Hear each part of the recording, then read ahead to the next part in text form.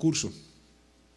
De tal manera que me ha indicado el doctor Martínez Stack que en la siguiente sesión se hará una mesa redonda con la que termine el curso. Y hoy, en realidad, tengo muchísimo gusto en que nos acompañe el doctor Emilio Blanco Bosco.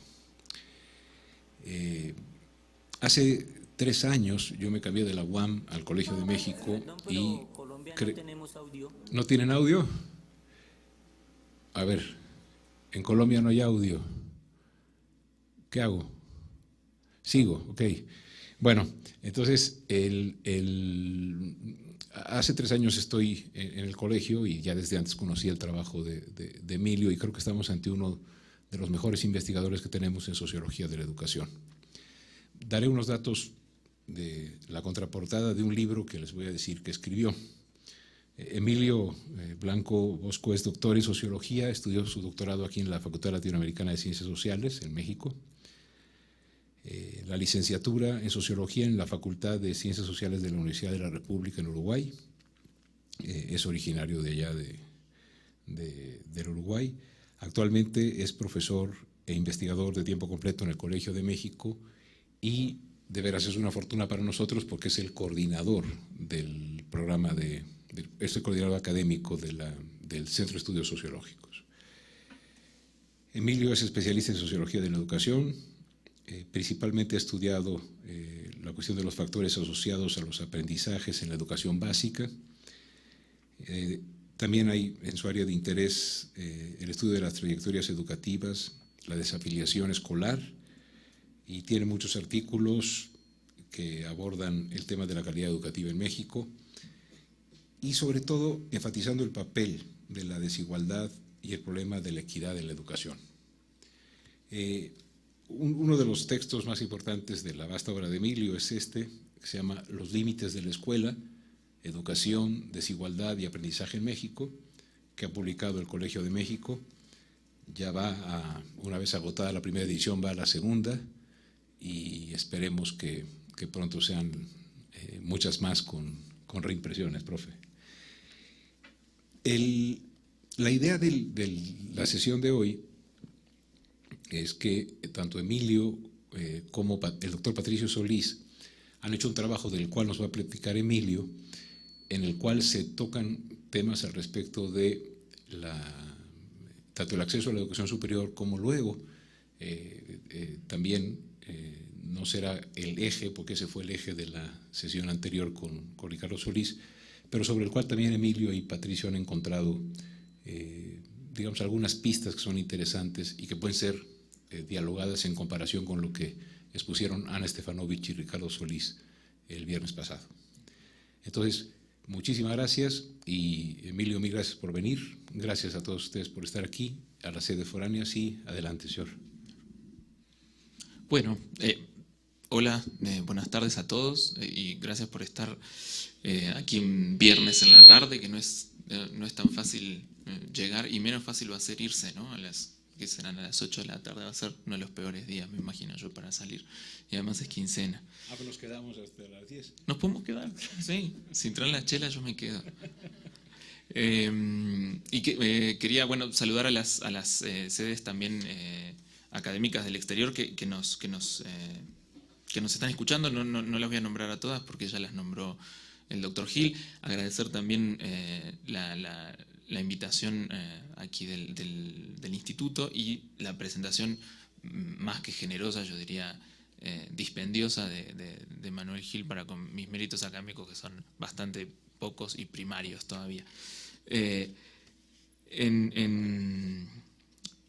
Y bueno, y de eso les quería platicar un poco, de decir de qué se va a tratar la presentación que preparé para hoy, que digamos está orientada a más que abordar una temática general relacionada con la educación superior, a enfocar cómo hacemos nosotros investigación en el Colegio de México sobre cuestiones educativas y a partir de ahí traer algunos problemas que para nosotros son críticos con relación al acceso y la equidad en el acceso a la educación superior. Yo no soy un especialista en el tema de educación superior, a mí me gusta más, he trabajado más el tema de educación básica. El especialista en educación superior es Manuel, y al lado de él decir que yo sé algo de educación superior es ya como insultarlo a él. Entonces no me voy a presentar como un especialista en educación superior porque no lo soy. Lo que nosotros hacemos y lo que hemos hecho en los últimos 2-3 años junto con el doctor Patricio Solís es un proyecto de investigación que se desarrolla en la Ciudad de México con jóvenes de la Ciudad de México y que ve diversos aspectos de sus trayectorias educativas y de sus trayectorias laborales, entre las cuales está, para los pocos que llegan, el acceso a la educación superior. Entonces, no voy a hablar de los grandes problemas de la educación superior del país, voy a hablar de los problemas del acceso a la educación superior en la Ciudad de México y algunas de las características que nosotros podemos ver a través de los instrumentos de investigación que nosotros utilizamos, entonces va a ser una presentación con bastantes números, pero voy a tratar de hacerla como amena para que no, digamos, para que se entienda y para que a partir de ahí, de la gran cantidad de cifras y de indicadores que estamos proponiendo, podamos aproximarnos a problemáticas sustantivas que creo yo que tocan al tema del acceso a la educación superior. Y además para mostrar que también sobre una temática que a veces hay muchos discursos en el ambiente y mucha narrativa, también se puede hacer investigación con instrumentos, yo no digo mejores, pero sí más estandarizados y que llevan tanto o más trabajo que los otros. No digo que más, pero que sí, no es fácil hacer investigación cuantitativa que sea buena, es fácil recurrir a datos agregados. Vamos a ver que los datos agregados, sobre todo los datos oficiales, pueden tener algunos problemas. Manuel sabe mejor que nadie algunas de esas cosas, los problemas que presentan, por ejemplo, datos como las cifras de cobertura, la tasa neta, la tasa bruta, etc. Y lo que voy a presentar acá son los resultados de otra estrategia de investigación que consiste en decir, bueno, si queremos saber algo sobre cómo está la educación hoy y cómo están accediendo los jóvenes en educación, uno tiene que ir y hacer su propia investigación y aplicar su propia encuesta, que es lo que hicimos en este caso, para poder tener una idea de cómo es el recorrido actual de los jóvenes por el sistema educativo, ¿no? Además de otras cosas. Entonces, en ese sentido, lo que les quiero presentar primero es el contexto en el que se da esta investigación. Nosotros en el año 2010 iniciamos con Patricio Solís una investigación junto con el Instituto Nacional para la Evaluación de la Educación, que la denominamos así: encuesta sobre trayectorias educativas y laborales de jóvenes de la Ciudad de México, y le pusimos un nombre para que fuera más breve decirlo, que es la ETEL 2010. Y después de varios años de trabajo, diversos tipos de retrasos y mucho pensar, estamos por sacar un libro que ya está en dictamen y seguramente va a salir el año que viene, así que les recomiendo estar atentos si esta presentación les interesa, porque ahí vienen varios capítulos que abordan diversos temas de trayectorias educativas y laborales, ¿no? En ese sentido, lo que voy a presentar ahora es un capítulo de ese libro que en realidad está... básicamente el análisis está hecho a cargo de Patricio Solís y por eso estaba él en los créditos primero. Son cuestiones que nosotros hemos conversado, pero en realidad el análisis le corresponde a él, y como es un tema con el que yo estoy bastante familiarizado, quise venir a presentar eso, en lugar de otra cosa que también tenía pensado venir a presentar, que es un capítulo sobre acceso al empleo de los jóvenes que tienen educación superior y la comparación con las oportunidades de empleo que tienen jóvenes que tienen menos nivel educativo. Pero si hubiera sabido que ese era el módulo, que el nombre del módulo que estábamos cursando ahora era ese, hubiera traído una presentación sobre eso otro y no sobre lo que voy a traer ahora, que se enmarca más en la temática de desigualdad de oportunidades educativas o equidad de oportunidades educativas. Entonces, digamos, voy a hacer un resumen de los resultados, un comentario. Van a encontrar que algunas cosas que decimos acá, y es algo que nos pasa siempre, pueden generar la reacción de decir, bueno, pero esto ya lo sabíamos, ¿no? Es decir, por ejemplo, una de las cosas que voy a decir es que hay mucha desigualdad en el acceso a todos los niveles educativos y sobre todo educación superior. Lo que yo creo es que muchas veces el tema de la desigualdad es más comentado que fundamentado, ¿no? Y acá lo que tenemos es no solo un fundamento bastante duro de cuáles son esas desigualdades y de cuál es su medida, sino que además podemos comparar si la educación superior, por ejemplo, es más desigual que la educación básica o que la educación media superior, o podemos contestar cosas como, por ejemplo, más allá de la desigualdad social en el acceso a la educación superior, si hay otros factores que están incidiendo también para que haya diferencias en las oportunidades de acceso a la educación superior.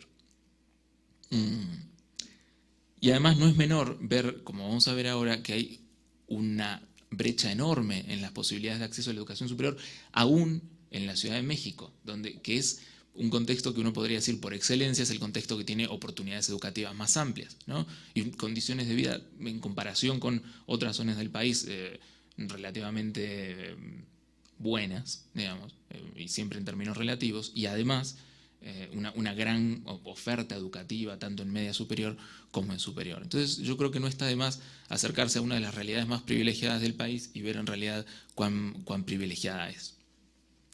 La encuesta, el objetivo de la encuesta, como dice ahí, era reconstruir las trayectorias educativas, laborales, migratorias y familiares de los jóvenes, los vínculos entre los diversos eventos en estas trayectorias, salida de la escuela, ingreso al primer trabajo, todo un marco de estudio que se llama de curso de vida y transición a la adultez, pero sobre todo su asociación con el origen social y con otras características del hogar, es decir, introducir una perspectiva de desigualdad para analizar todos estos temas. Entonces, ¿qué fue lo que hicimos? Aplicamos a 2.920 jóvenes de entre 18 y 29 años de la zona metropolitana de la Ciudad de México una encuesta retrospectiva. ¿Qué es una encuesta retrospectiva? Es una encuesta que permite reconstruir, en este caso año a año, cada uno de los eventos importantes en la vida de los sujetos. Es decir, les preguntamos, por ejemplo, ¿en qué año entraron a primero de primaria? ¿No? ¿A qué edad entraron?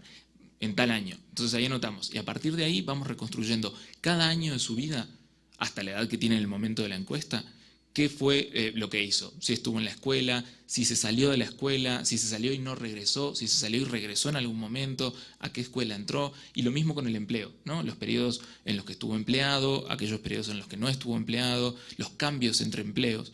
Entonces hacemos lo mismo con uniones familiares, con hijos, ¿no? Que es un tema importantísimo en el caso de las madres, ¿no? de las mujeres, quiero decir.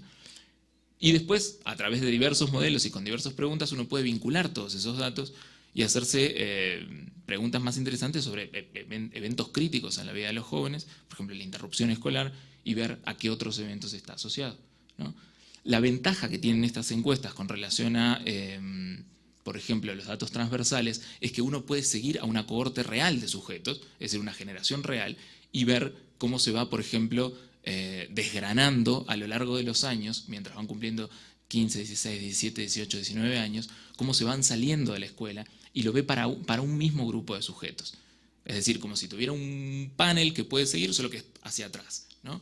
Eso tiene diversas ventajas y desventajas, pero entre las mayores ventajas es que puede ver mucho mejor que con datos oficiales, que son datos agregados, y bastante mejor que con encuestas transversales, o sea, que se hacen en un solo momento del tiempo y con medidas para un solo momento del tiempo, puede ver procesos en la vida de los jóvenes. Es decir, puede ver cómo ciertos procesos se desarrollan en el tiempo e ir acompañándolos, aunque sea de manera ficticia, ¿no? Entonces eso es más o menos el marco general del estudio. Sí. ¿Podrías dar alguna información adicional sobre la manera como hicieron la selección de la muestra y el diseño del instrumento? Pregunta. Si podrías ampliar. Bueno, si podrías ampliar, por un lado, las características a partir de las cuales hicieron la selección de la muestra y por otra, ampliar información sobre el diseño del instrumento. Sí, brevemente. La encuesta la hicimos, como hacemos todas esas cosas, con una empresa encuestadora, con Verumen, que dicho sea de paso fue la que tuvo los mejores resultados en la predicción de la elección pasada, aunque no parecía. Y lo que le propusimos a Berumen en aquel momento fue hacer, bueno, una encuesta que no fuera del Distrito Federal, sino de la Ciudad de México, es decir, que los primeros unidades de muestreo fueran tanto las delegaciones como los municipios conurbados de la zona metropolitana de la Ciudad de México. Y lo que, digamos, es una muestra aleatoria, por supuesto, multietápica, porque primero se seleccionaban aleatoriamente los municipios, después ahí se seleccionaban AGEVs, dentro de las AGEVs se seleccionaban viviendas, y ahí se presentó el mayor problema, que es que dentro de las viviendas lo que teníamos que hacer era ver si había jóvenes de entre 18 y 29 años, y seleccionar aleatoriamente, que teníamos hay un instrumentito muy sencillo, no recuerdo el nombre ahora, que se aplica en el momento para, si hay más de un joven de esa edad, seleccionar aleatoriamente uno, es decir, todas las selecciones son sucesivamente aleatorias. Y el problema que encontramos ahí fue que había muchos menos jóvenes que los que esperábamos en las casas, entonces hubo que golpear algo así como 10.000 puertas para entrevistar a 2.900 jóvenes, ¿no? Entonces se nos alargó un poquito el procedimiento de campo. Pero entonces es eso, es como multietápica, estratificada, y también tuvimos cuotas por origen socioeconómico de los jóvenes, ¿no? Para asegurarnos que iba a haber una buena representación de cada uno de los grupos. Y bueno, eso implica que se tiene que aplicar un ponderador después para compensar, ¿no? Las probabilidades de selección. Entonces, más o menos ese es el esquema general del muestreo. Y el instrumento, si mal no recuerdo, tiene un bloque inicial con el relevamiento de las características socioeconómicas del hogar de los jóvenes. Ahora, hay un problema, cuando tenían 15 años. A todos tuvimos que preguntarle cómo era su hogar cuando usted tenía 15 años. Porque como es retrospectiva, ¿no? Hay que preguntarlo en un momento fijo del tiempo de la vida del joven. No se le puede preguntar, por ejemplo, si el joven tiene 28 años y ya no está viviendo con sus padres, a nosotros no nos interesa preguntarle cómo es su hogar hoy. Porque a nosotros nos interesa cómo el hogar en el que el niño joven creció condiciona sus oportunidades futuras. Entonces hay que preguntarle en un momento fijo en el tiempo, que lo fijamos en los 15 años, digamos, regularmente se hace así. Si lo pones más atrás, tienes probabilidades de que no se recuerde bien. Entonces, digamos, todo lo que preguntamos sobre el hogar, lo preguntamos a esa edad. Y ahí tienes. Lo que nos interesaba más a nosotros era poder construir un buen índice de origen social, ¿no? Que van a ver en la investigación que está permanentemente presente, digamos, es como una variable básica para hacer el análisis y para ver las cuestiones de desigualdad.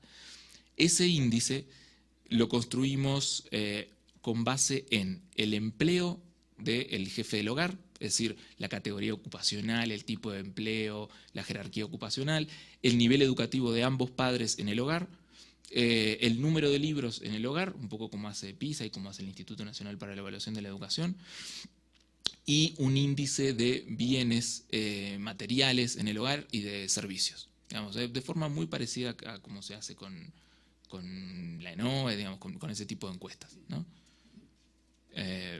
Eso nos permitió construir un índice factorial, que es el índice de orígenes sociales, y que a veces lo usamos como índice continuo y a veces lo usamos como un índice categorizado en cuatro niveles, dividido por cuartiles. Van a ver, creo que las dos formas están usadas acá. Entonces así construimos el índice de orígenes sociales, y para eso están los datos del hogar. Esos son los datos fijos, digamos, esos son datos preguntados en un momento de la vida del individuo. Luego de ahí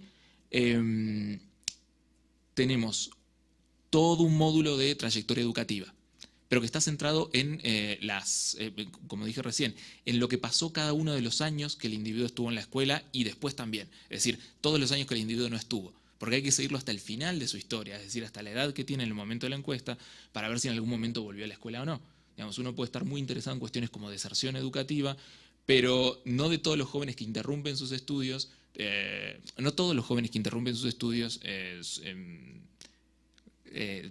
desertan, no todos son desertores, ¿no? De hecho, una de las cosas que pudimos ver en esta encuesta es que en la Ciudad de México, de todos los jóvenes que abandonan antes de terminar la media superior, más o menos un 28, 27% regresan en algún momento.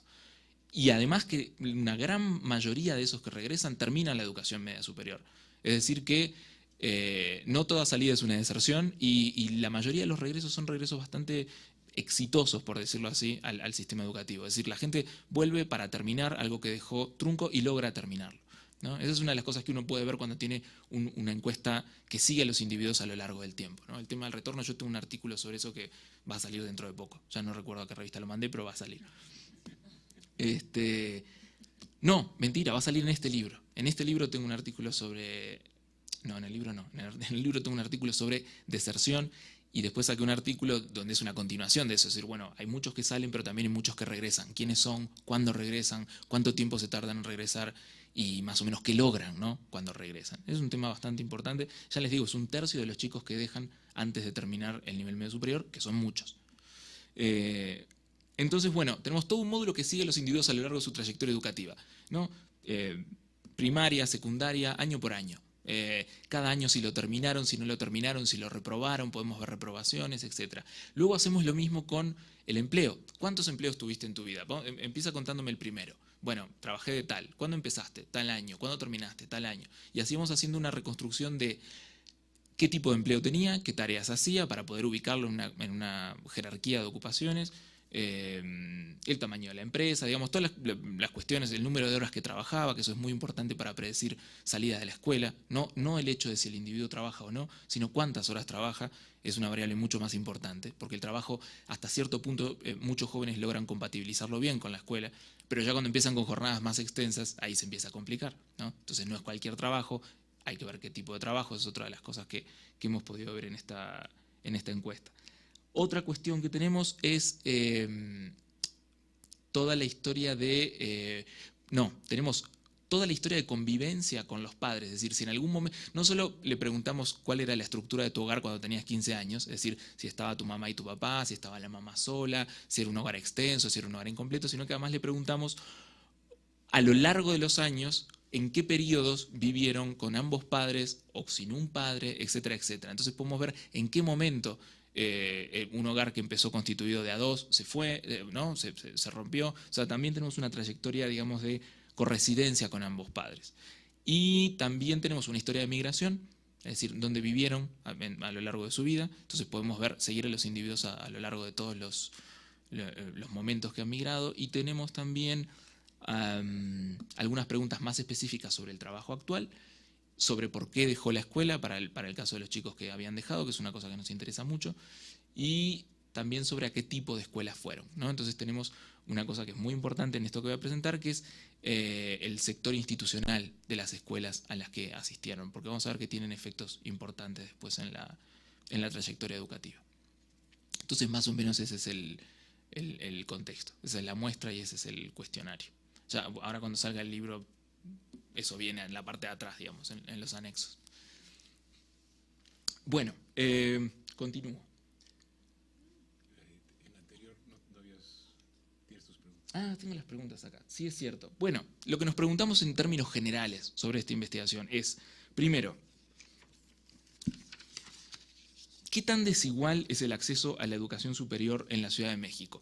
Esto básicamente implica dar cuenta de cuánto incide el origen social, es decir, la posición social de partida de los individuos en sus oportunidades de acceso a la educación superior.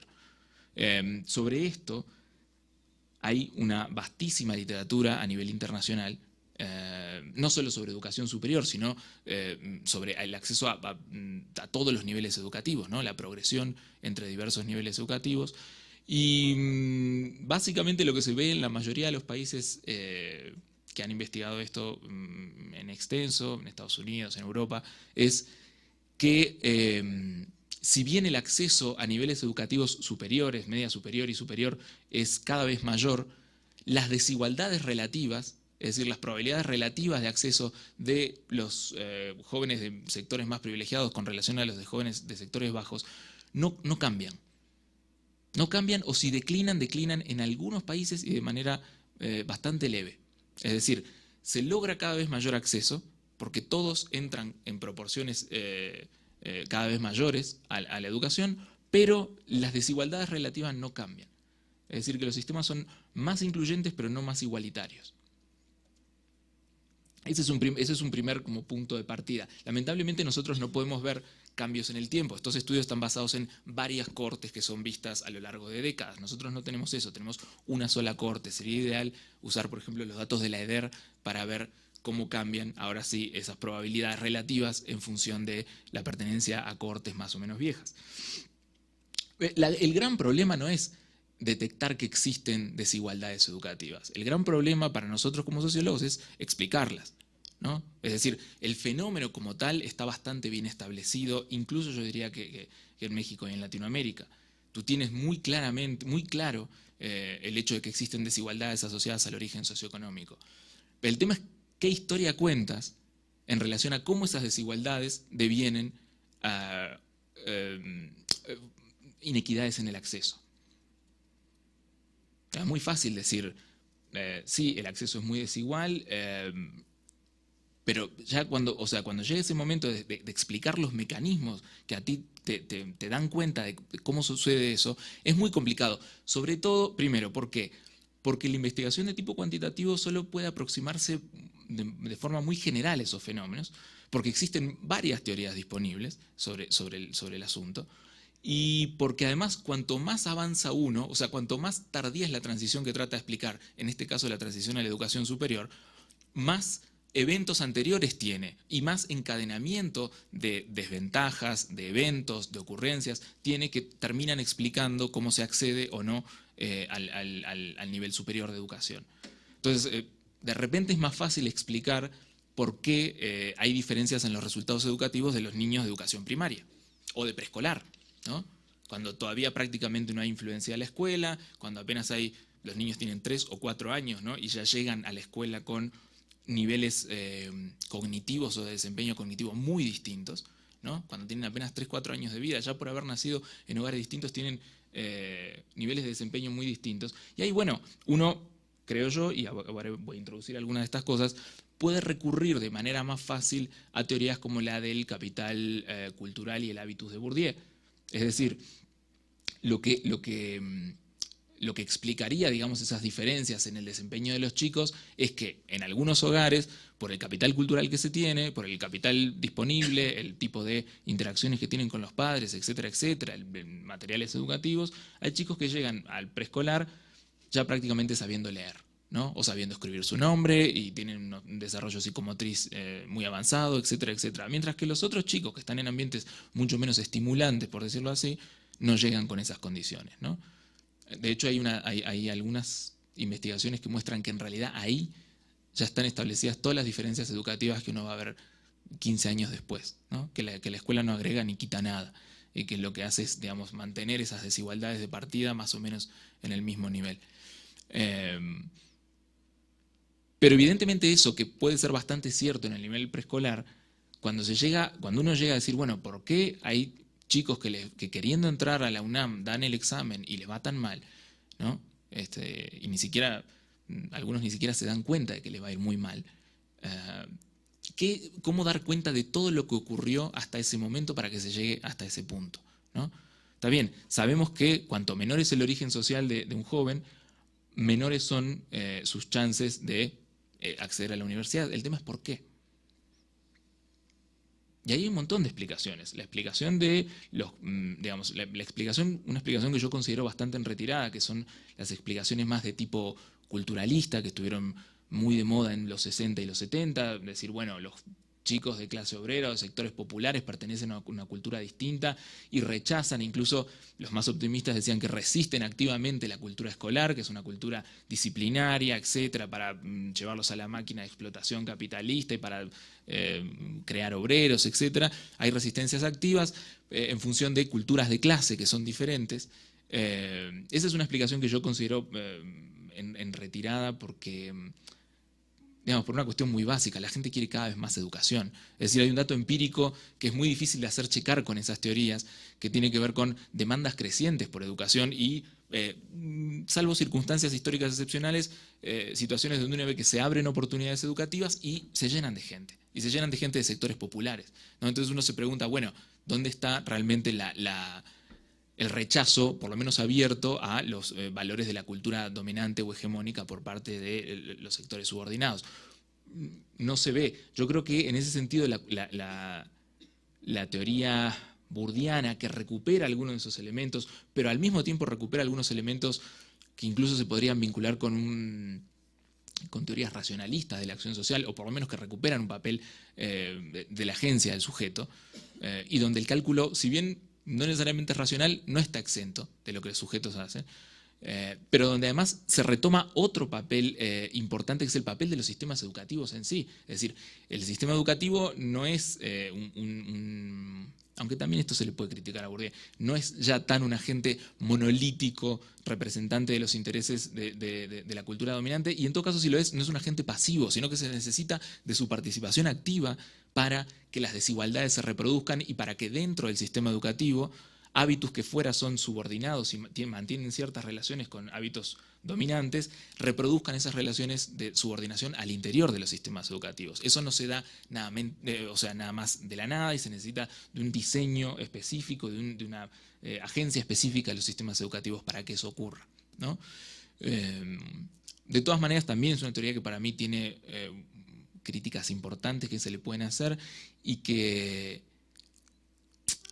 digamos, y que podríamos detenernos después más, si quieren, pero yo tengo mi opinión sobre eso. Tiene que ver con el hecho de que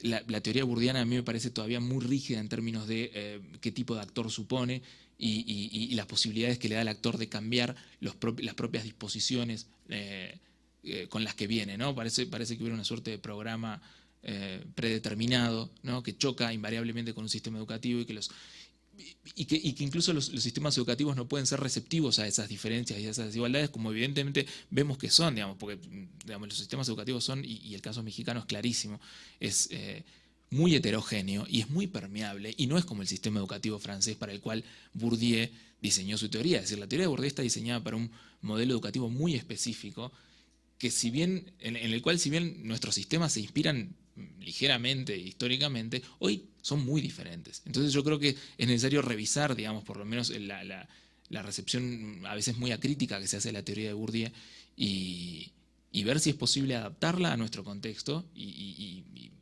preguntarse si esa adaptación no significaría un cambio radical en muchos aspectos, ¿no? Y por el otro lado están las teorías que yo llamo racionalistas, y que le gustan mucho a los economistas, pero que también han tenido su cuarto de hora en la sociología, a través sobre todo de la obra de Raymond Boudon, el francés, y después de lo que retoman John Goldthorpe y Richard Breen en un artículo de 1997, donde básicamente lo que dicen es: dejemos de lado los planteos culturalistas y bourdianos, digamos, o por lo menos pongámoslo en su debido lugar, que es en la relación que hay entre origen social y habilidades adquiridas en el sistema educativo, y a eso le llaman efectos primarios, pero pongámonos a ver que en realidad los individuos sí toman decisiones racionales y calculadoras con respecto a cuánta educación necesitan y cuánta educación quieren. Y si hay una explicación de por qué los sectores populares o las clases trabajadoras sistemáticamente, y a pesar de que se abren oportunidades, salen más de la escuela y optan por menos educación que los sectores, las clases medias o los sectores altos, es porque toman decisiones racionales basadas en un cálculo de costo-beneficio, ¿no? Y eso es el planteo general que hacen ellos, y a partir de ahí desarrollan modelos complejos de decisión, etcétera, etcétera, ¿no?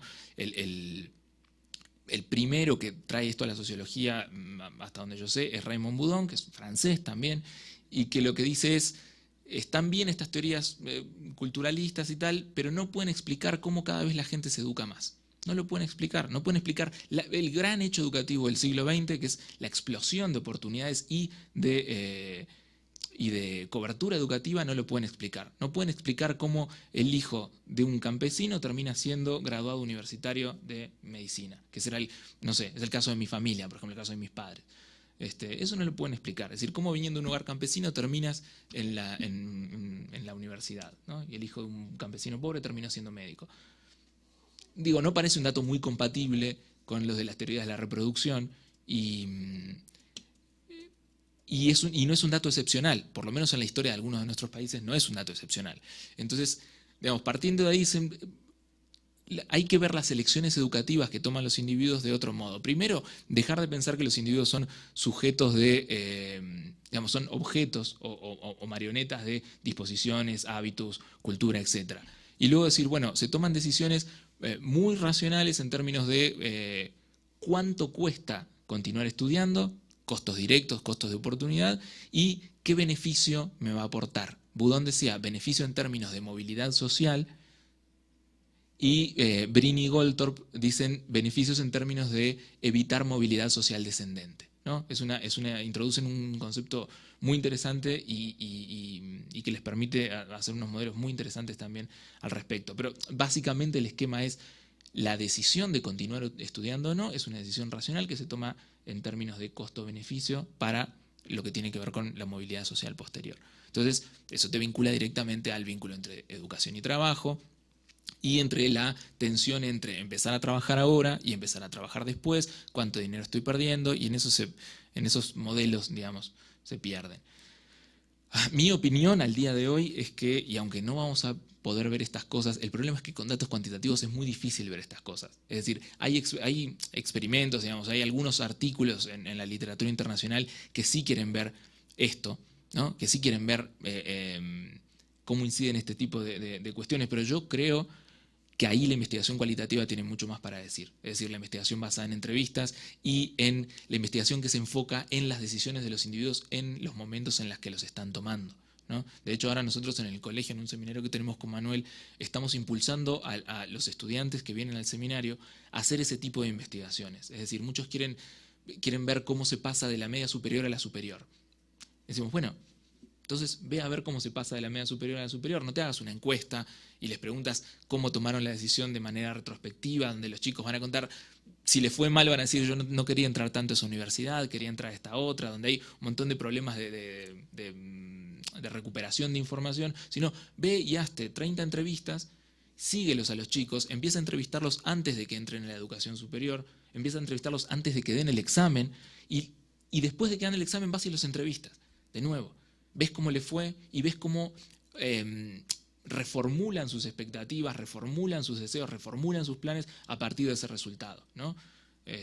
Y ves cómo están pensando y qué mapa tienen de decisiones educativas. Y si realmente toman decisiones en términos de costo-beneficio, de cuánto si van a poder costear o no, o si empiezan a tomar en cuenta su propio rendimiento académico anterior y dicen, no, en realidad sí, me gustaría hacerlo, pero yo no la voy a hacer. No la voy a hacer. Y aún si chicos con igual nivel de rendimiento, por venir de rendimiento académico previo, por venir de hogares socioeconómicamente distintos, los más pobres dicen, no la voy a poder hacer, porque no sirvo para esto, porque no soy bueno.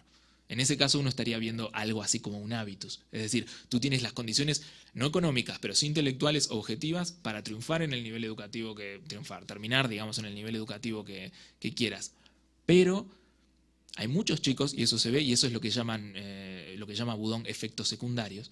Es decir, cuando ya los efectos de la clase ocurrieron, cuando ya están dados los niveles de aprendizaje, uno ve que aún así los chicos de distintos sectores sociales, aún controlado eso, aún con el mismo nivel de conocimientos, los chicos más pobres tienden a optar por menos educación. Entonces, ¿cómo explicamos eso?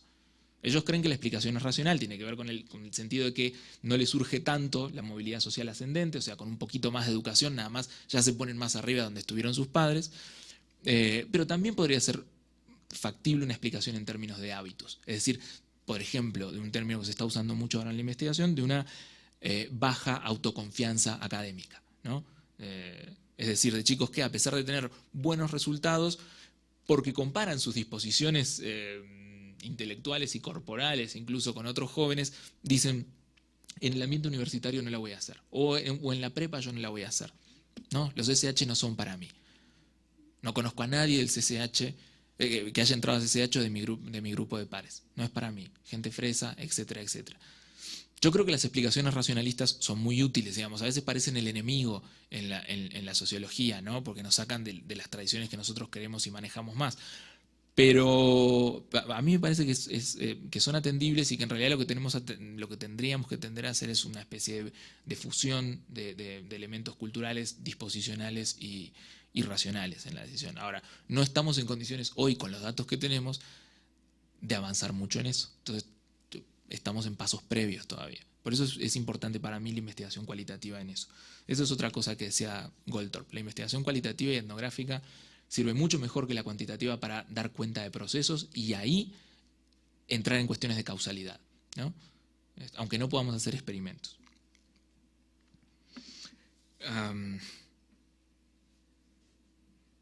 Y yo creo que una de las cosas, y lo voy a introducir acá ahora sí con datos, que una de las cosas que estas teorías, que todas dejan un poco de lado, es el papel de las instituciones educativas. Es decir, hay una buena discusión de cómo el origen social se traduce en diferencias de salida, en diferencias de logro. También hay, por parte de las teorías de la reproducción, un intento de teorización de cuál es el papel de la institución educativa. En las teorías racionalistas eso no entra demasiado, y en las teorías y en la teoría de Bourdieu para mí el problema es que la institución educativa se ve de manera muy monolítica, ¿no? Y lo que vamos a ver en los datos que voy a presentar a continuación es que dependiendo del tipo de escuela a la que vas, tienes opciones muy distintas de acceder a la educación superior. Y eso independientemente de tu origen social. Es decir, porque obvio, si los que van a la UNAM, a la CCH de la UNAM, tienen mayores oportunidades y vienen de hogares más pudientes, es obvio que, exacto, pero cuando se controla eso, estadísticamente también se ve que hay efectos institucionales que no pueden ser explicados por la asociación entre institución y origen socioeconómico. Entonces, a eso vamos a ir y creo que es uno de los aportes más importantes del trabajo que les voy a presentar. Bueno, datos muy básicos. Primero, unos datos... ¿Se ve ahí o está medio chiquitín? Ok. Lo que tenemos acá es una distribución muy sencilla de cómo, digamos, de la generación que nosotros entrevistamos, de los chicos de 18 a 29 años, que los vimos a partir de todo su seguimiento por la escuela, cómo se fueron desgranando o desangrando, por decirlo así, a lo largo de su trayectoria educativa, ¿no? Tienes prácticamente todos ingresaron a la primaria, como ven ahí arriba, y luego lo que va mostrando esas dos columnas son para hombres y mujeres cómo se va dando el acceso y la finalización a distintos niveles educativos. Digamos, sobre esto no hay nada nuevo, tal vez haya un poco de subestimación acá de la cifra de cobertura en educación superior o sobreestimación de las cifras oficiales. Lo que pasa es que como es para la Ciudad de México, yo no sé si hay un dato contra el que contrastarlo. Hay datos para el DF, pero no sé si para la Ciudad de México. Entonces, ahí no estamos tan seguros de cómo poner a dialogar esto con los datos oficiales. Lo que tenemos es que de esta muestra que nosotros tenemos, solo un 30% de los chicos logró ingresar al nivel superior, ¿no? Evidentemente el desgranamiento se venía produciendo desde mucho antes. Ya en la finalización de la secundaria empezamos a ver que ni siquiera en la Ciudad de México la cobertura de los 9 años de educación básica, es decir, terminar la secundaria, es un fenómeno universal. De hecho, estamos dejando afuera a 1 de cada 10 chicos, 1 de cada 10 mujeres y un poco más de 1 de cada 10 hombres, ¿no? En eso. Y en este sentido sí, no volvieron, es decir, llegaron hasta ahí. Está bien que en algunos de estos jóvenes, como los entrevistamos a los 18, 19, 20 años, cabe la remota posibilidad de que a través del INEA o de algún tipo de educación para adultos terminen la secundaria, en proporciones más bien menores, pero creemos que estas cifras se aproximan bastante a lo que va a ser el panorama final de esto. Tenemos, como entrevistamos a jóvenes y sus vidas todavía no terminaron, un problema de truncamiento de los datos, lo que se conoce como truncamiento del lado derecho. Es decir, las vidas siguen y nosotros solo las vimos hasta este momento, ¿no? Las recuperamos desde antes, pero más de ahí no podemos saber. Entonces, está clarísimo, digamos, que si bien no todos logran terminar secundaria, donde se empiezan a producir las mayores caídas es en el ingreso a la educación media superior, que tenemos un poquito más de 70%, y en la terminación de la educación media superior es donde se produce una caída brutal, ¿no? Donde estamos alrededor de 50%, con diferencias son relativamente pequeñas para hombres y mujeres. Hay que acordarse que estos datos tienen un cierto margen de error porque son muestrales, entonces estos son estimaciones puntuales, pero digamos, se están moviendo ahí. Entonces yo digo alrededor de un 50% logran terminar la educación media superior y solo 30 ingresan a la educación superior. Si luego vemos esa progresión en términos de qué porcentaje de los que terminaron un evento educativo acceden al siguiente, que es la columna que hay abajo, vemos que hasta abajo del todo, solo el 60% de los que terminan la media superior, que es una población bastante seleccionada, logran ingresar al nivel superior, ¿sí? Esos porcentajes son quienes lograron la transición, dado que terminaron la transición anterior. Es decir, quienes de los que terminaron secundaria logran acceder a la media superior. Quienes de los que accedieron a la media superior logran terminarla, y así. Y es interesante porque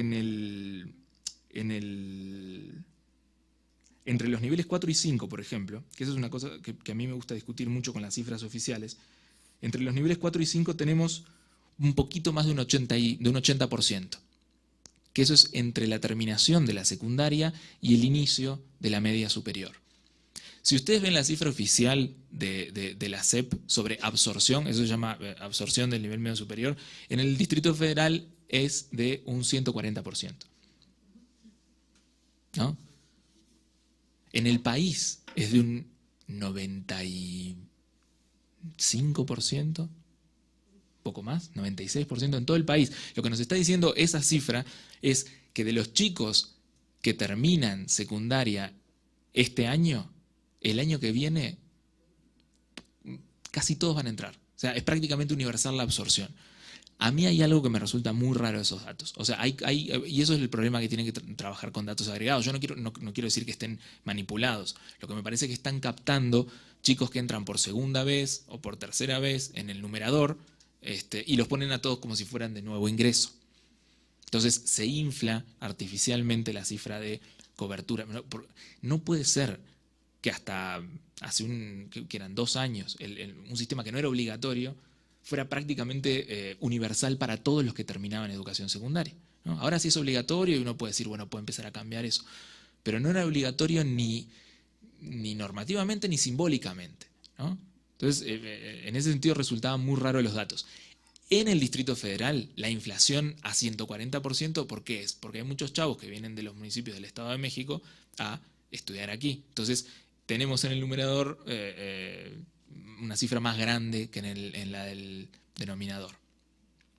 Porque salen un número X de chavos de secundaria del Distrito Federal, pero en la media superior hay un montón que vienen para acá, del Estado de México. Entonces eso explica la inflación. El tema es mostrar cómo con datos agregados para muchas cosas, para las cosas que tienen que ver con transiciones entre niveles, no nos sirven. Lo que estamos viendo acá es que en el espacio, en la región más privilegiada del país, estamos con una absorción de secundaria a media superior de alrededor del 80%. Y con una absorción del nivel superior de un 60% de los que logran terminar la educación media superior. Así que son caídas bastante grandes. Lo que tenemos al final es eso, solo un 30% logran acceder al nivel superior. Esto es lo que llamamos, con Patricio, estratificación vertical. Lo llamamos estratificación porque luego vamos a ver que efectivamente el origen social pesa mucho en dónde va quedando cada quien en este desgranamiento, ¿no? Ahora, lo que me interesaba a mí presentar específicamente ahora es mostrar cuán desigual es el nivel superior. Y para preguntarnos cuán desigual siempre tenemos que decir, bueno, ¿cuán desigual respecto a qué? ¿No? Si uno se pregunta, bueno, pero ¿cuál es la medida de la desigualdad en el nivel superior de educación? Uno puede o compararse con otros países o comparar con transiciones anteriores dentro del mismo país, ¿no? Y decir, bueno, ¿qué pasa a medida que uno se va aproximando al nivel medio superior? ¿Es más desigual o menos desigual que la terminación de la educación secundaria? Y sobre eso hay 2 teorías, ¿no? Había una teoría bastante discutida también en los países anglosajones que, muy basada en datos, mostraba que a medida que se consideran transiciones más avanzadas, es decir, secundaria, media superior y superior, las desigualdades sociales se disminuían. de alguna manera como si el acceso a los niveles superiores de educación fuera más igualitario. Y sobre eso hay una teoría que tiene que ver con la selección social que se produce antes y que hace que, porque solo los chicos de sectores más bajos, con mayor motivación y mayor habilidad académica, son los que se van quedando, al final, cuando se trata de entrar a la educación superior, ese grupo tiene, en términos relativos a los otros, que no han tenido grandes dificultades y que más o menos han pasado sin que importe ni su motivación ni su habilidad académica, porque tienen medios para hacerlo de otro modo, al ser una población intelectualmente mucho más seleccionada, eso explicaba que tuvieran mejores chances relativas de acceso a la educación superior en comparación con las chances que tenían en niveles anteriores. ¿Se entiende esto? Es decir, de los pobres solo quedan los más inteligentes. Si quedan, ¿no? ¿Por qué? Porque el sistema selecciona muy duramente, muy cabronamente en todo. Entonces, los que quedan son los más motivados, los más esforzados, los más inteligentes. Es un sistema que selecciona dura. Cuando llega el momento de entrar al nivel superior, esos jóvenes no les va mal en el examen de la UNAM. O no les va mal en ningún examen, digamos, ¿no? Mientras que de los otros, de los jóvenes que han ido a privadas más o menos, ¿no? O sea, que no entraron a los SH de la UNAM y que por eso fueron a una privada, los padres tenían plata para pagar, etc. Cuando llega el momento de entrar a la educación superior, tienes una distribución de aptitudes intelectuales y de disposiciones, motivación, esfuerzo, muy variada también. Entonces no van a quedar todos, ¿no? Entonces, esa era una de las teorías que había. Ahora, surgieron algunos cuestionamientos respecto a cómo se estaban estimando esas medidas de desigualdad, y hay otra teoría que dice que no, que en realidad a medida que los niveles educativos, las transiciones son más avanzadas, lo que ocurre es que la desigualdad aumenta. Es decir, que no importa la selección que se pueda producir a favor de los sectores más bajos en términos intelectuales, sino que por las exigencias y por cuestiones como el momento del curso de vida en el que están los chicos, porque empiezan a pesar otras obligaciones, el trabajo, la maternidad, otros roles, las desigualdades empiezan a ser cada vez mayores. Y en realidad, si uno compara las probabilidades que tiene un joven de terminar la secundaria en dos sectores sociales diferentes, son más igualitarias que las probabilidades que tiene de acceder al nivel superior, ¿no? Entonces, esas son las dos grandes teorías. Y lo que nosotros vemos, eso le llamamos hipótesis de cobertura, es decir, que si hay en algún momento, eso es un complemento, si hay en algún momento una reducción de la desigualdad, se produce cuando el nivel educativo se masifica.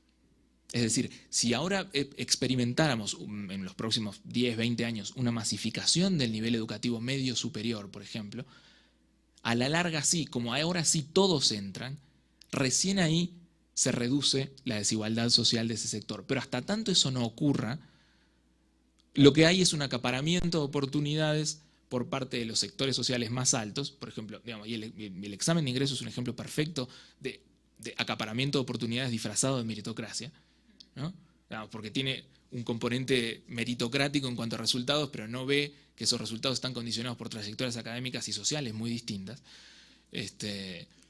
Entonces, digamos, cuando uno dice, no, pongamos un examen meritocrático en el que yo sé que voy a salir mejor, como dijo la clase media, en realidad no es tan meritocrático, es un ejemplo de acaparamiento de oportunidades. Entonces, como en la secundaria uno no tiene ese tipo de filtros, como recién los tiene en la media superior y como son más exigentes en el nivel superior, uno debería decir, bueno, las desigualdades son mayores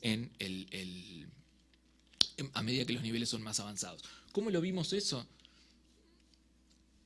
Usando las diferencias absolutas y los riesgos relativos de experimentar las transiciones entre jóvenes de distintos sectores sociales. Lo que hicimos fue dividir nuestro índice de orígenes sociales en 4 categorías, muy bajo, bajo, medio y alto. Las cortamos simplemente en 25% iguales, es decir, son cuartiles de la distribución.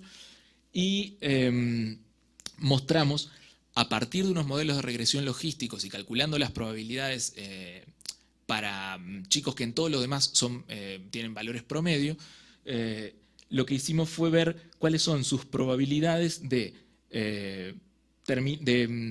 ingresar a la secundaria, de ingresar a la educación media superior y de ingresar a la superior.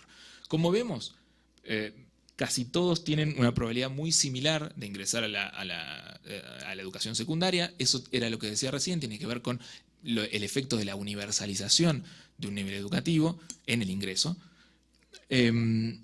Pero ya en la educación media superior empezamos a ver que las diferencias en las probabilidades son mucho más grandes y que en la educación superior también son bastante grandes, ¿no? Entonces la pregunta que uno puede hacer, tenemos por ejemplo, acá lo mejor siempre es comparar extremos, ¿no? Para ahorrarse, digamos, mucha complejidad, pero tenemos, se ve abajo, ¿no? Una diferencia de 36 puntos porcentuales de probabilidad entre el extremo alto y la categoría de referencia que es muy bajo, y una diferencia de 35 puntos también entre los dos extremos, ¿no? O sea, lo que muestra la segunda fila son las diferencias en las diferencias absolutas, es decir, se resta una contra la otra en las probabilidades de cada uno.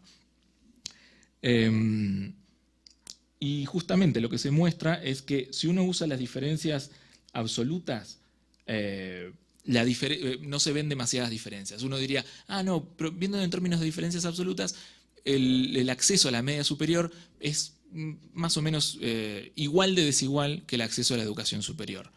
Ahora, si uno usa los riesgos relativos, que consiste en dividir los porcentajes, no en restarlos, sino en dividir los porcentajes, las probabilidades extremas, es decir, cuántas más probabilidades tiene un chavo de un sector superior que uno de un sector inferior de hacer las transiciones, lo que uno ve es que se disparan, ¿no? Son diferencias absolutas similares, como están calculadas sobre bases distintas, se disparan cuando uno ve las transiciones de secundaria a media superior y de media superior a superior. Y lo que se concluye, digamos, de este cuadro es que el acceso a el nivel medio superior es el más desigual de todos. Es decir, que por más que uno pueda suponer que el sistema educativo ha seleccionado de manera muy cabrona a los jóvenes de sectores más bajos y que solo tenemos a, digamos, la élite de los sectores bajos, por decirlo así, intelectualmente o académicamente, los sobrevivientes, a pesar de todas las cosas que tienen en contra, aún así, cuando esos chicos van a entrar al nivel superior, tienen muchas menos probabilidades en relación a los otros que en transiciones educativas anteriores. O sea, sí.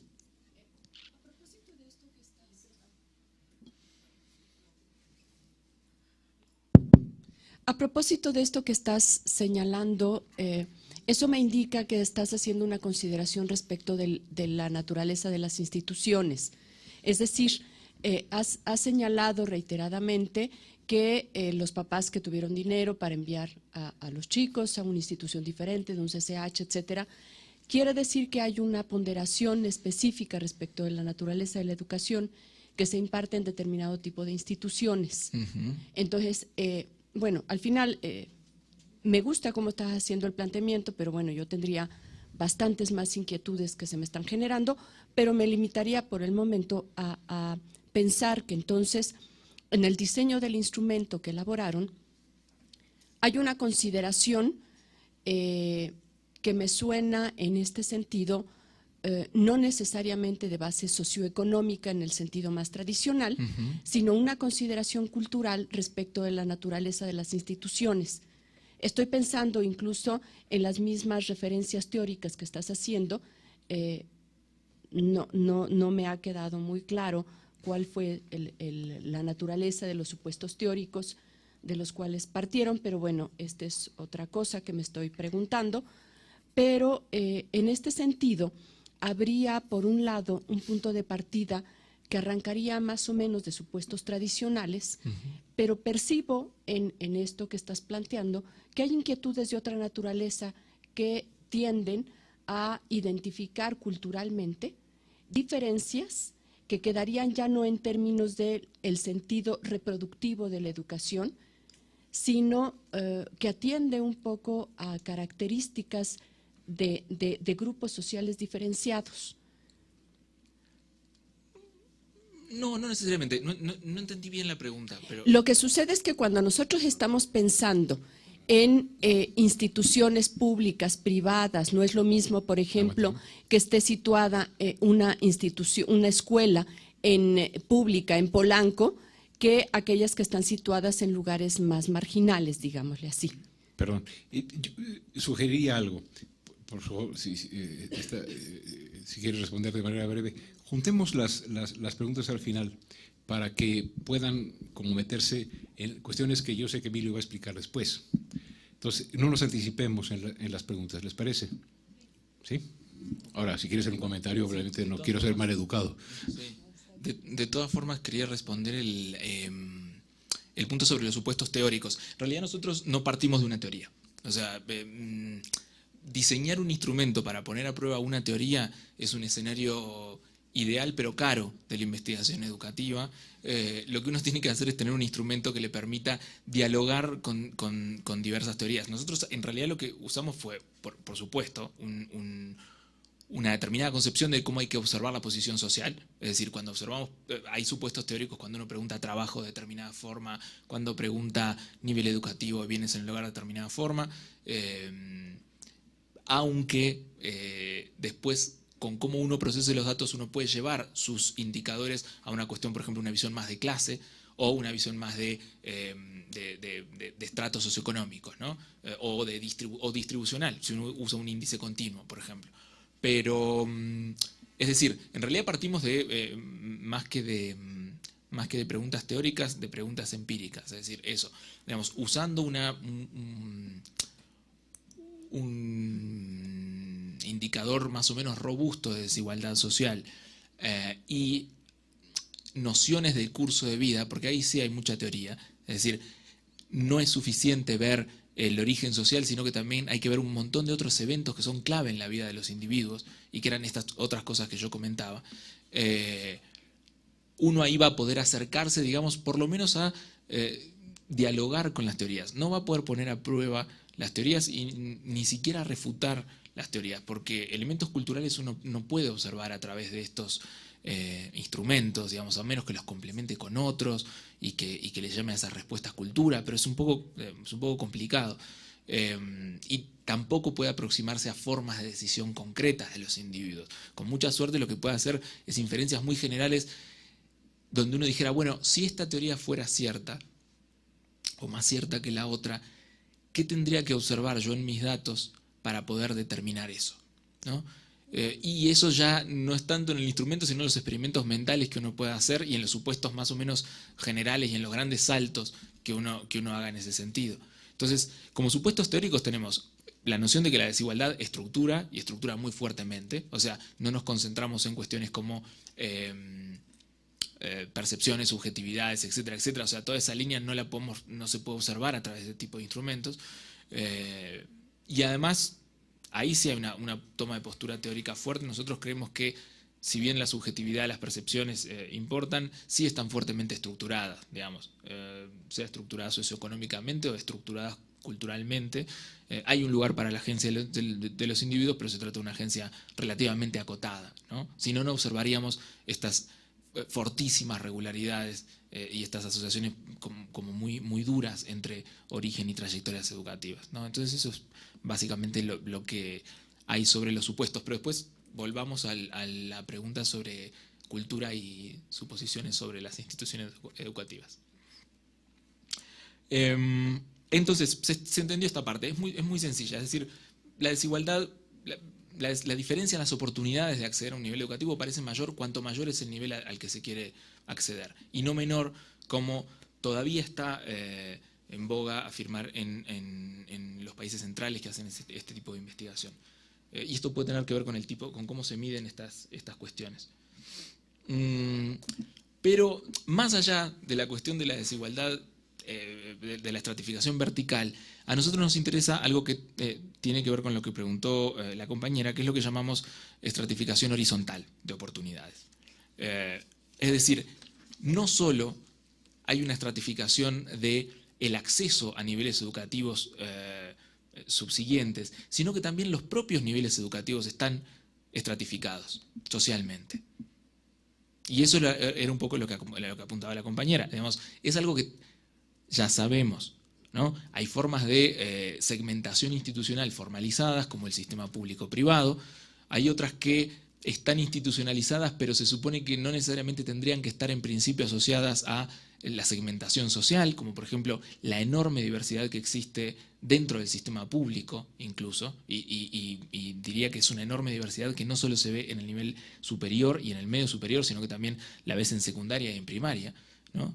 Incluso dentro de las escuelas públicas tú tienes un rango de variación de resultados educativos tan amplio dentro del sector público como entre el sector público y el privado. Tienes escuelas públicas que tienen excelentes resultados y otras que están hasta abajo, ¿no? En el fondo del pozo.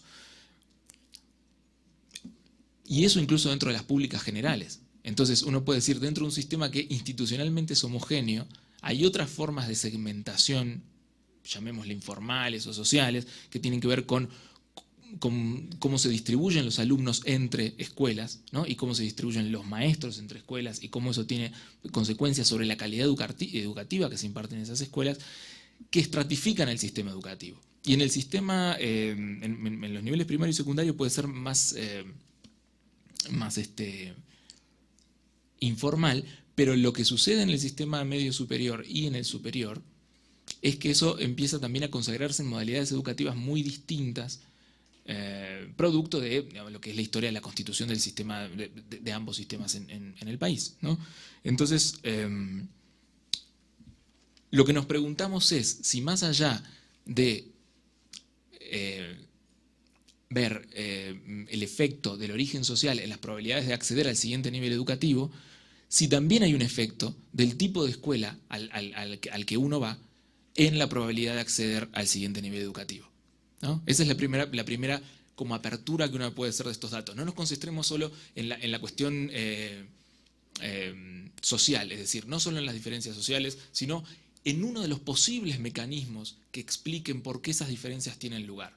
Es uno de los posibles mecanismos, porque sabemos que hay una asociación entre el origen social y la escuela a la que uno va, y en el caso de que hubiera una asociación entre la escuela a la que uno va y el resultado, cuando quiere pasar al siguiente nivel educativo, estaríamos identificando de manera muy general un eslabón en esos mecanismos de reproducción de las desigualdades, ¿no? Entonces, para abrir la cancha, para decir, bueno, ¿cómo se traducen estas diferencias de origen en diferencias institucionales que, diría Bourdieu, consagran las diferencias anteriores y las legitiman, ¿no? Pero además generan destinos educativos distintos? Eso como primer punto. Y como segundo punto, no solo fijarnos en la probabilidad de acceder al siguiente nivel, sino a cuáles de las modalidades del siguiente nivel se accede en función de las modalidades de las que uno viene.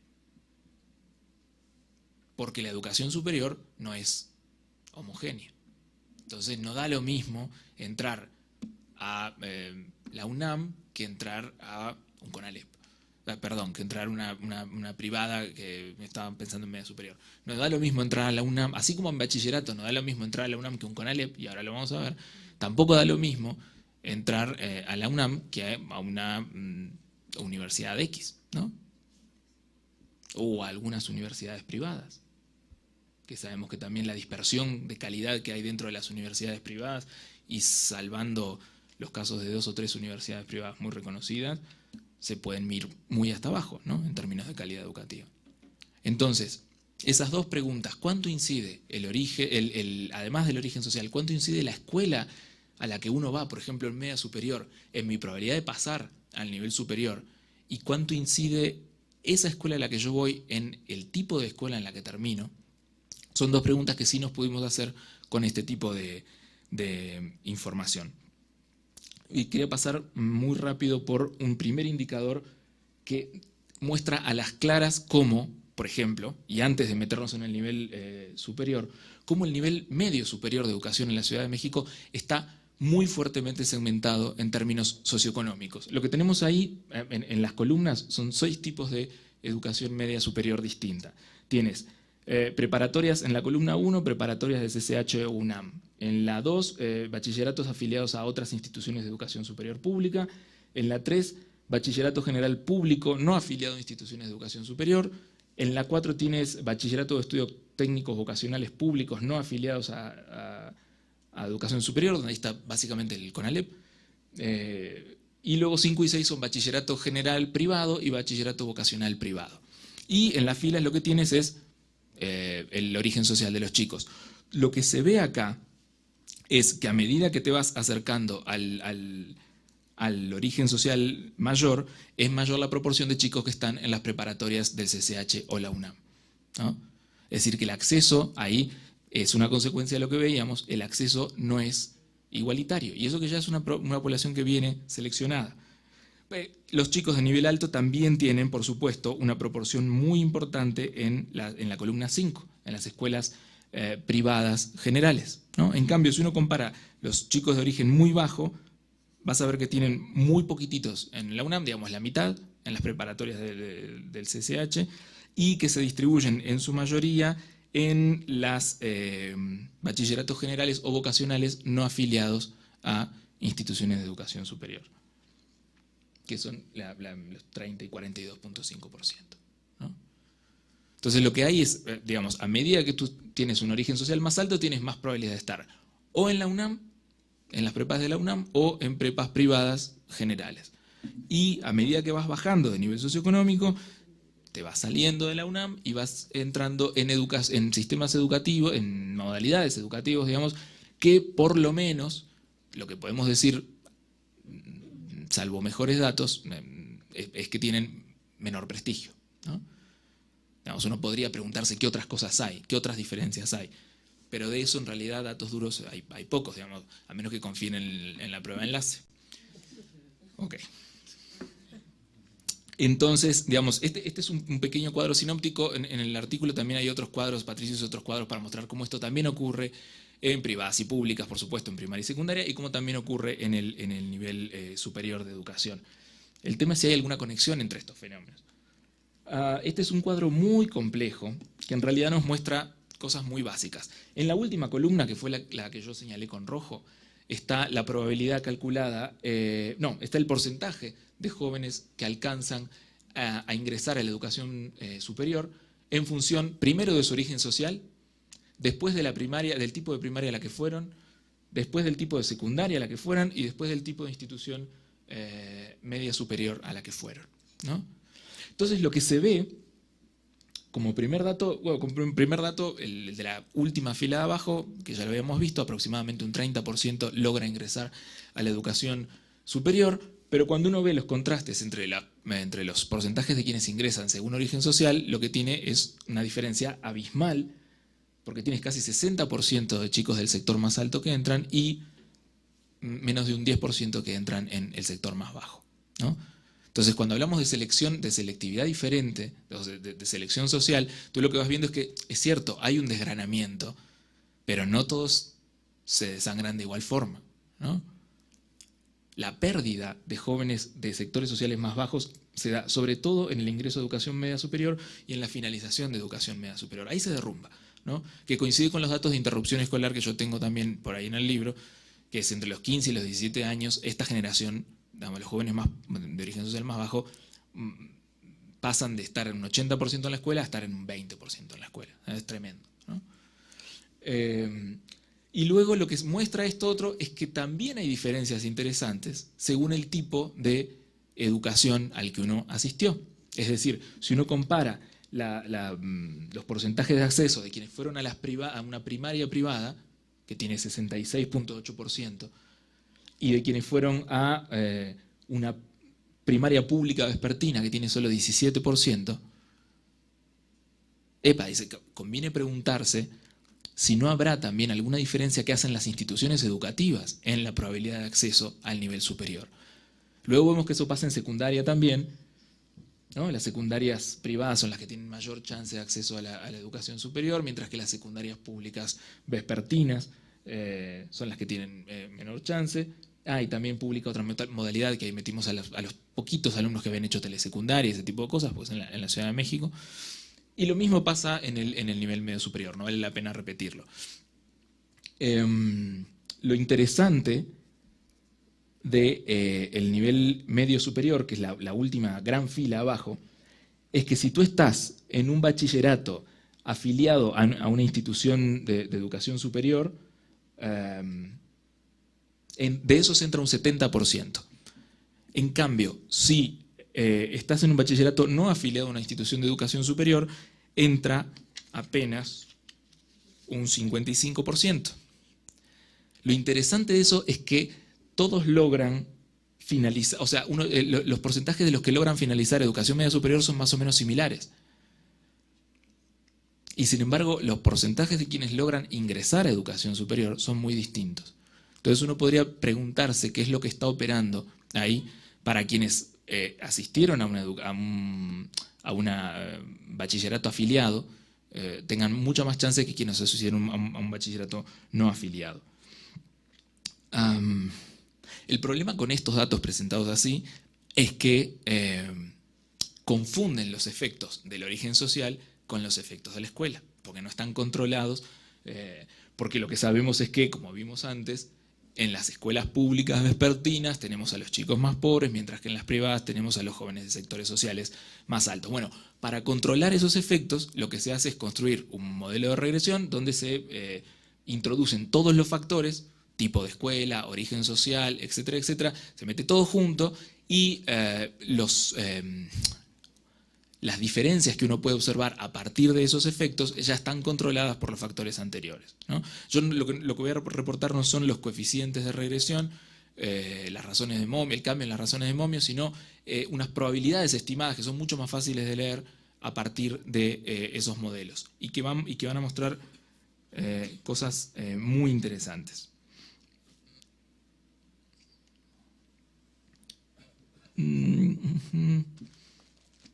Este me lo voy a saltar, ya vamos medio tarde. Este es el cuadro como más duro y final, que resume, digamos, lo más importante del análisis, de lo que hemos venido diciendo, que son las probabilidades estimadas para jóvenes que pertenecen, por ejemplo, al nivel muy bajo y que son promedio en todas las otras variables, ¿no? Es decir, lo que estamos viendo acá es cuál es la probabilidad de esos chicos de acceder al nivel al nivel superior de educación solo por el hecho de pertenecer a esa categoría social, ¿no? Es decir, por ejemplo, se lee así: hay que empezar por la columna de quienes no continuaron estudiando, ¿no? Porque lo primero que queremos ver es si el origen social y el tipo de escuela causan diferencias o no, ya con todo controlado, en la probabilidad de acceder o no al siguiente nivel educativo. Lo primero que se ve es clarísimo: cuanto mayor es el origen social, menor es tu probabilidad de no continuar estudiando en el nivel superior. Eso es la columna de derecha, que va de 0.79 a 0.44%. Hasta ahí ninguna novedad, solo que estas diferencias ya no pueden ser explicadas por el tipo de institución educativa, no pueden ser explicadas por el tipo de hogar, no pueden ser explicadas por el número de hermanos, ni por otras variables que se metieron en el modelo y que no son significativas. Es decir, son diferencias que, llamémosle así, de una suerte de efecto de estructuración duro del origen social, que no pueden ser explicados por variables intermediarias y que permanecen a pesar de que uno mete un montón de variables que teóricamente están intermediando este efecto. ¿Sí? Pueden ser muchas cosas que no vimos, incluso pueden ser cuestiones educativas que no vimos, porque un cuestionamiento perfectamente legítimo a esto es decir, bueno, tú viste la diferencia entre estar en una prepa de la UNAM y estar en otra prepa, pero no me estás diciendo nada de la calidad de las escuelas a las que fueron, de cuánto aprendieron, es decir, miradas mucho más finas, ¿no?, sobre los datos.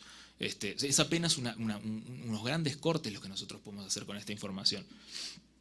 Pero en síntesis lo que vemos es que persiste un efecto muy significativo del origen social, a pesar de que uno controló por un montón de otras cosas, en la posibilidad de acceder.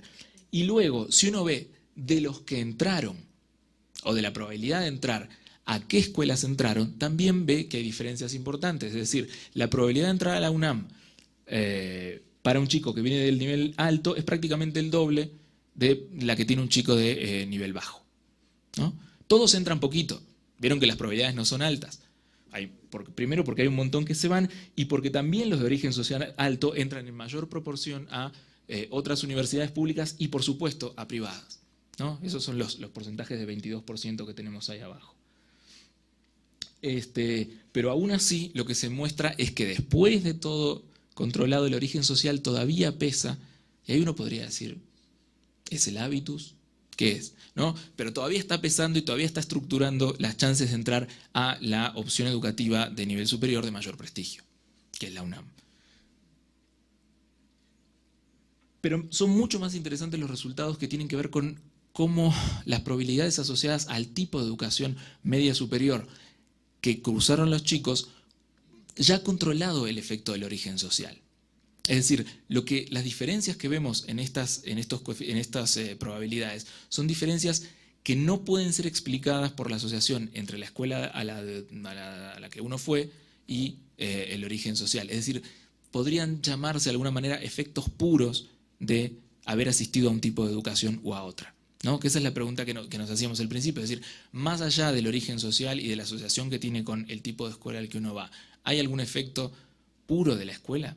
Es decir, la modalidad a la que uno va per se importa y me da más chances de acceder al siguiente nivel y de colocarme en cierto lugar en el siguiente nivel. Y lo que vemos es que efectivamente es una variable que el tipo de educación media superior al que se asistió es una variable que resulta significativa y que, por ejemplo, si uno fue a una prepa o CCH de la UNAM, la probabilidad de no continuar estudiando es de solo 30%, mientras que si uno fue a un bachillerato general público no afiliado a educación media superior, la probabilidad es de 60%, y si uno fue a un técnico vocacional privado, es de casi 80%.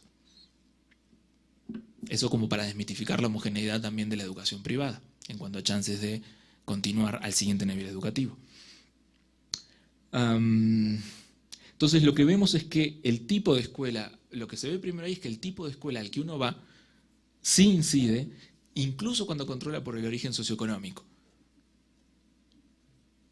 reduciendo mucho las probabilidades de quienes fueron a la UNAM de no continuar y aumenta mucho las probabilidades de quienes están en vocacionales privadas, en las vocacionales no afiliadas y en las públicas no afiliadas. Y ahí en el medio están los bachilleratos generales privados y los bachilleratos afiliados a otra institución de educación superior pública. Ahora, fíjense ustedes una cosa, uno podría decir de los más privilegiados, además de los de la UNAM, son quienes están en bachilleratos generales privados. Y son privilegiados, pero son privilegiados porque gozan de un mayor nivel socioeconómico. Pero cuando uno controla eso, la probabilidad de no continuar estudiando de esos chicos es similar, incluso superior, podríamos decir, a quienes fueron a un bachillerato público afiliado a otra institución superior de educación superior, no un CCH.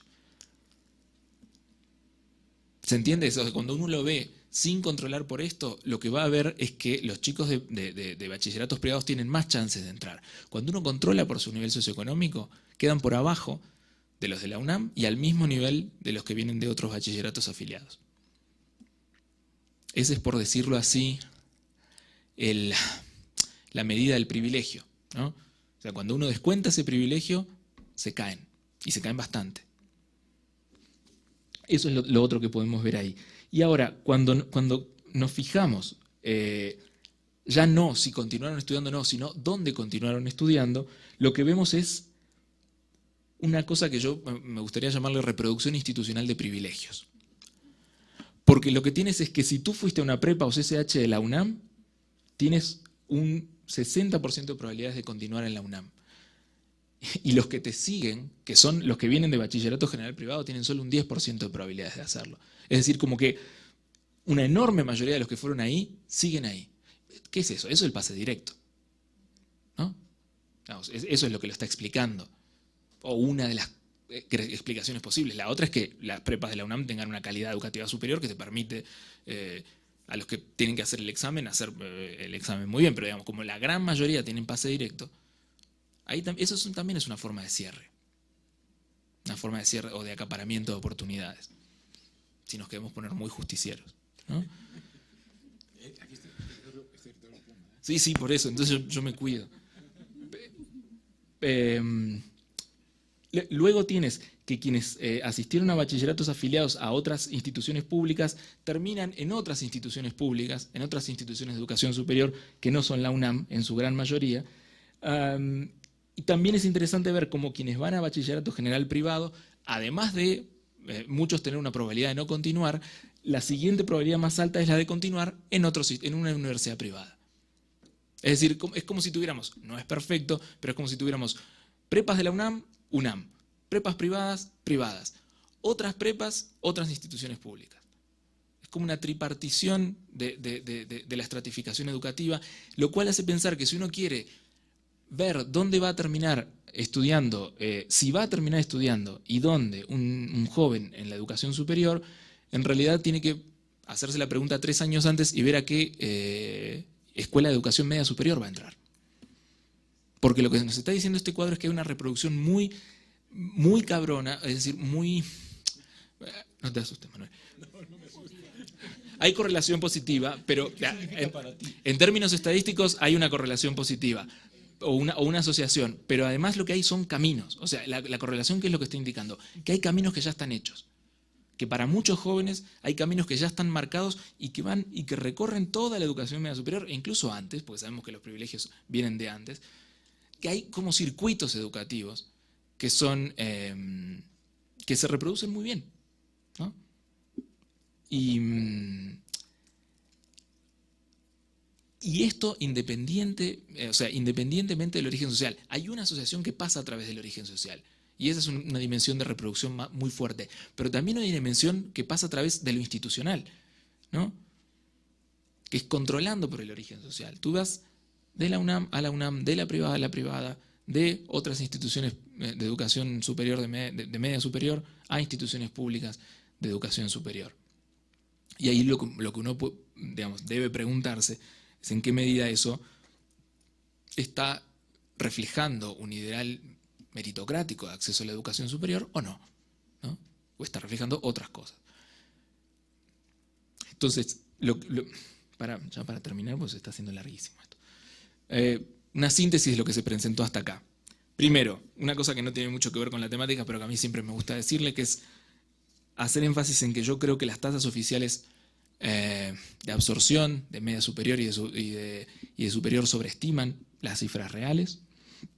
Y esto no por mala onda, sino porque tienen un tipo de datos con el que no pueden hacer mucho más.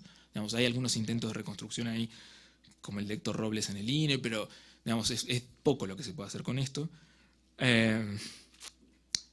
El hecho de que los efectos del origen social son mayores en las transiciones educativas más adelantadas, es decir, más superiores.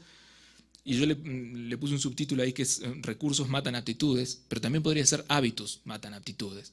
Es decir, la hipótesis de la selección social como un factor igualador, aunque la selección social es fuertísima en contra de los más bajos, no opera. Es decir, aún esos chicos muy seleccionados no tienen mejores chances cuando llegan al nivel superior. Entonces, ¿qué es lo que está pasando ahí? ¿Es una cuestión de recursos? O sea, ¿tienen razón las teorías racionalistas?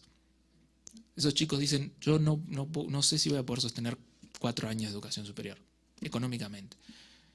O es una cuestión de hábitos. Es decir, aunque yo soy bueno, no sé si la voy a poder hacer en la educación superior, porque no es mi ambiente, por decirlo resumidamente. O una cuestión que podríamos llamarla efecto de campo, que es los chicos saben que aunque tengan el mismo título que jóvenes que vienen de hogares, que otros jóvenes que vienen de hogares con mayor capital, ese título no va a valer lo mismo para ellos, ¿no? Entonces se toma, o sea, si está bien, tengo con qué conseguir el título, puedo terminar, pero a mí me faltan otras cosas.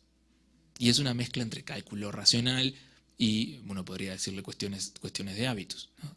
No tengo el capital social, etcétera, etcétera. No sé cómo moverme en los ambientes donde ese título me va a servir. Puede haber cosas de esas. Está muy interesante. También vimos que los niveles educativos están estratificados, es decir, en los datos descriptivos arrojan eso. Si uno viene de ciertos orígenes sociales, tiene probabilidad de colocarse en diferentes sectores del sistema educativo. Y también vimos en específico que el tipo de educación media superior al que uno viene sí incide mucho en el acceso al siguiente nivel y el tipo de escuela al que se accede. Entonces, de alguna manera uno podría decir que la escuela sí importa, porque ahí estás controlando por todo lo demás. Ahora, el último conjunto de preguntas es ¿qué es lo que importa de la escuela? Y sobre esto no tengo nada estadístico para decir, digamos, pero hay 3 grandes respuestas que uno podría dar, ¿no? Cuando dice, bueno, pero ¿cómo nos explicamos esta incidencia que tiene el tipo de escuela al que uno fue medio superior para entrar al nivel superior? La primera es que en realidad la escuela no importa tanto. O sea, no hay factores propiamente escolares que son los que están causando la diferencia, sino que es la selectividad diferencial. Como yo elijo alumnos más privilegiados, que vienen más educados, etc., eso es lo que sale al final de la trayectoria educativa y esos chavos van a tener más chances. Yo no necesito darles nada, ¿no? Están seleccionados académicamente, no necesariamente socialmente. Pero si los selecciono bien académicamente, como hacen algunas privadas, después no haces nada, digamos, haces la plancha, como decimos nosotros, y ahí salen bien, ¿no? Entonces ahí no hay un efecto escuela como tal, hay un efecto selección, ¿no? Depende a quién eliges. Y luego hay otras dos hipótesis posibles. Hay efectos de composición, que son de composición social, para mí, que tiene que ver con qué resultados generan las interacciones entre alumnos que vienen, por ejemplo, de hogares privilegiados, resultados en términos de compartir capital cultural, compartir un ethos o incluso la emulación, ¿no? Donde chicos de clase media baja que ven que todos sus compañeros sí le van a tirar a la UNAM, van y le tiran a la UNAM, ¿no? Es decir, eso es algo que en otras escuelas con menor capital social no lo harían. Esos son como efectos sociales de la composición social de las escuelas. Y la otra es que existan efectos propiamente institucionales. Es decir, que las escuelas efectivamente, algunas, estén enseñando mejor, tengan un mejor currículo, tengan mejores profesores, tengan una oferta educativa más adecuada, o tengan cuestiones como sistemas de orientación, etcétera, etcétera, las tutorías, que realmente causan una diferencia que es específicamente atribuible a la escuela. Y la otra es la cuestión del diseño institucional, ¿no? Si tú por entrar a la prepa de la UNAM tienes asegurado, si haces las cosas bien, el pase directo, bueno, ahí es una explicación grande, ¿no? Entonces eso es más o menos el panorama de resultados que yo quería presentar con respecto a esto. Y como el módulo es de trabajo, también, y me contaron que habían quedado un poco desanimados con la última presentación que les hicieron, pero yo no sé cómo fue.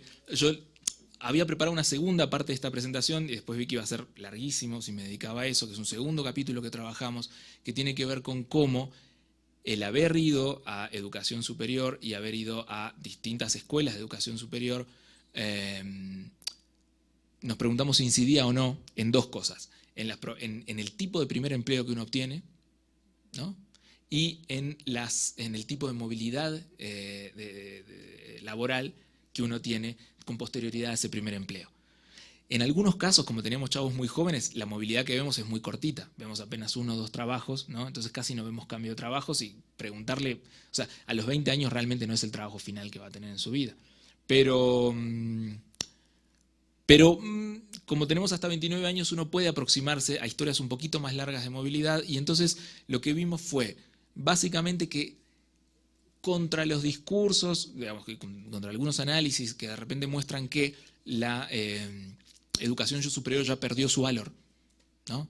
Y se alimenta con un montón de relatos de chicos que salen y que no encuentran chamba o que encuentran trabajos espantosos, ¿no? O trabajos precarios, trabajos de tiempo parcial, trabajos inseguros, etcétera, etcétera.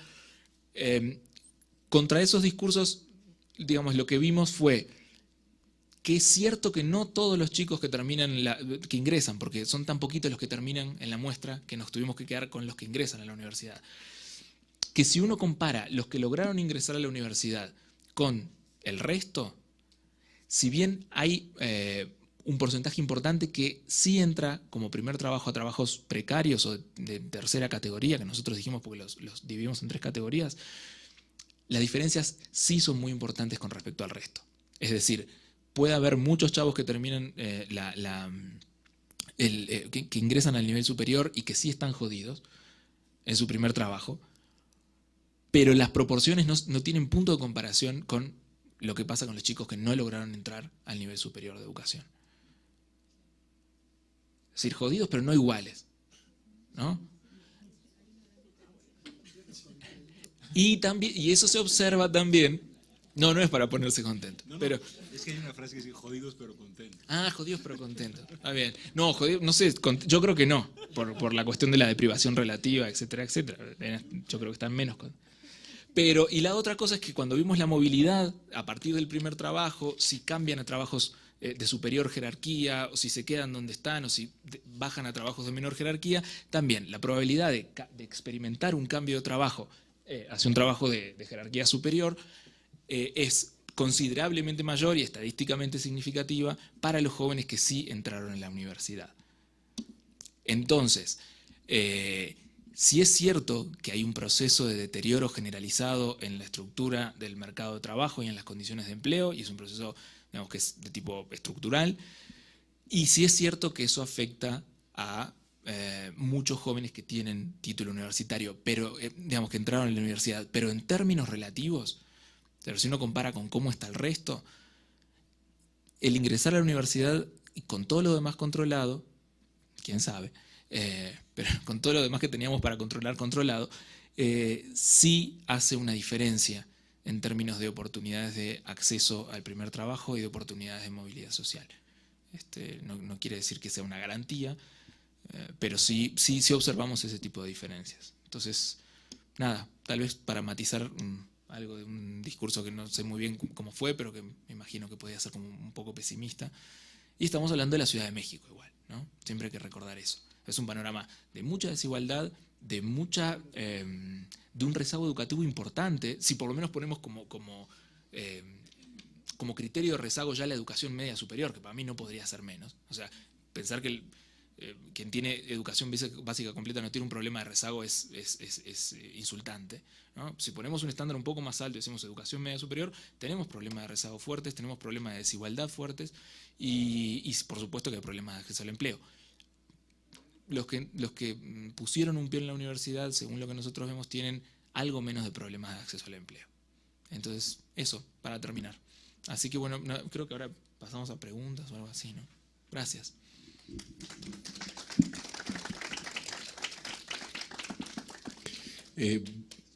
Bueno, antes del receso, ¿les quedó claro que me quedé corto en ponderar las capacidades de investigación de Emilio? Y es algo que sí les quiero decir. Tengo 58 años, hace 3 llegué al colegio. No tienen idea cómo aprendo de la seriedad y del cuidado y de la prudencia que hay en la investigación que se realiza. Cuando vivo desde hace muchos años en un medio en que se puede decir cualquier cosa con impunidad. Yo, Emilio, te agradezco muchísimo. Y hagamos un receso. Yo le pediría al doctor e ínclito jefe absoluto y dictador Martínez Stack que nos diga de cuántos minutos. 10 minutos. Podemos también a las secciones, a las otras sesiones, a las otras sedes, darles 10 minutos. Muchas gracias.